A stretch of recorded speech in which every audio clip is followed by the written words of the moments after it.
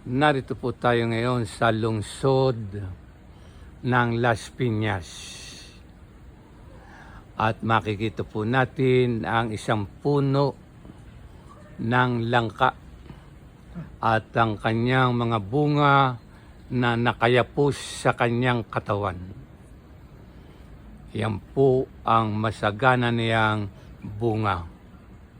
Sinasabi nga po sa isang masipag na palad, saan ka man naroroon, magkakaroon ka ng iba't ibang biyaya tulad ng mga nakikita ninyo na mga naglalakihang bunga ng langka.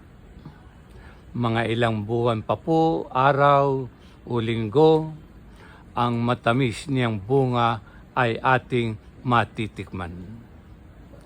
At napakalaking bagay po ang nagagawa ng puno ng langka na inyong nakikita. Napakalaking tulong po sa nag-uumapoy na init ng panahon dito sa kalungsuran.